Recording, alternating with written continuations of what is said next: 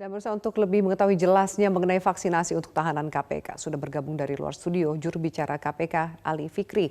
Mas Ali, selamat sore. Selamat sore Mbak Afiani. Tentu Anda mengikuti banyak pro dan kontra terkait dengan vaksinasi untuk tahanan KPK. Apa sejauh ini sebenarnya pertimbangan KPK mengikutkan tahanan dalam vaksinasi di KPK? Baik Mbak Afiani, jadi saya atau kami mengikuti memang ya perkembangan bagaimana pro kontra dari vaksin dari tahanan, tapi perlu kami jelaskan bahwa sesungguhnya tahanan ini adalah bagian dari entitas yang ada di KPK ya. Jadi sasaran utamanya tentu adalah insan KPK 1.586 pegawai di KPK, tetapi untuk memutus mata rantai ini kan kemudian keseluruhan dari pihak-pihak yang ada di lingkungan KPK kemudian diikutkan. Tentu di sana ada tahanan, kemudian juga rekan-rekan jurnalis, termasuk juga kantin ya. Jadi petugas kantin juga ikut vaksin, termasuk petugas pengamanan di lingkungan KPK, baik itu dari security maupun teman-teman BKO dari kepolisian juga diikutkan.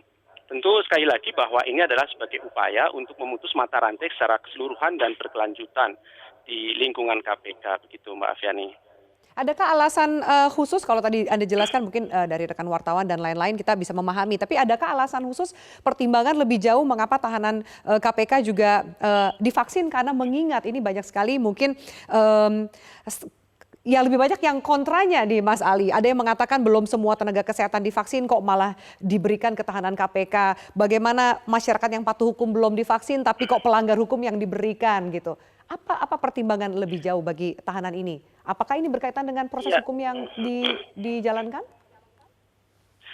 Baik Mbak Fiani, tentu kami memahami kondisi yang ada di masyarakat ya, tetapi sekali lagi bahwa yang pertama ya, dari data yang kami miliki di kondisi di rutan KPK itu sendiri ya, itu 31% itu penghuninya terpapar virus COVID-19. Walaupun kami sudah berupaya bagaimana kemudian mencegah agar tidak ada penyebaran virus di rutan KPK ya. Kita tahu 2 minggu atau 3 minggu yang lalu 20 orang tahanan kemudian kan dipindahkan ke Wisma Atlet untuk menjalani isolasi mandiri.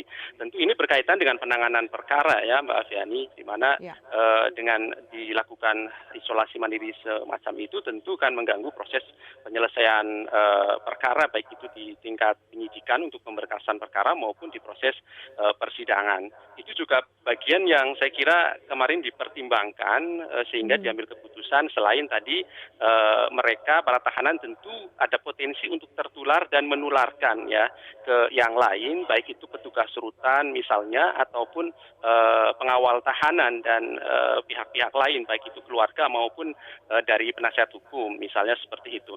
Nah tentu keseluruhan pertimbangan ini sekali lagi tadi ada kaitannya dengan bagaimana interaksi di KPK secara keseluruhan, di lingkungan KPK ini kemudian dibatasi untuk tidak dilakukan penyebaran virus secara meluas dengan dilakukan vaksinasi ke seluruh pihak yang ada di lingkungan KPK tersebut tadi itu begitu. Iya. Mbak Mas Ali, Yani. ada berapa nama atau tahanan KPK yang akan divaksin rencananya?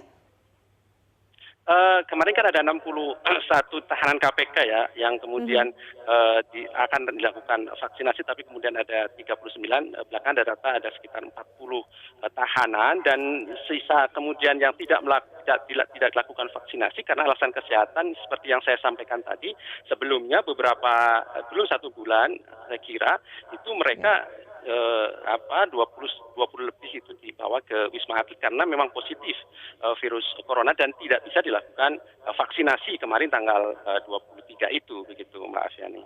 Jadi setelah banyaknya kontroversi di masyarakat, apakah kurang lebih sekitar 20 sampai 22 tahanan yang batal divaksin akan tetap diberikan vaksin atau ada pertimbangan lainnya, Mas Ali? Tentu kan jadwal berikutnya adalah vaksinasi tahap 2 ya Mbak Fiani, karena memang sejauh ini juga dari seluruh pegawai tidak kemudian ada yang tidak mendapatkan vaksinasi, juga alasan kesehatan ya. Ada sekitar 103, datanya ada sekitar lebih dari 130-an orang gitu ya yang jadi kemudian tahanan yang batal tetap akan divaksin?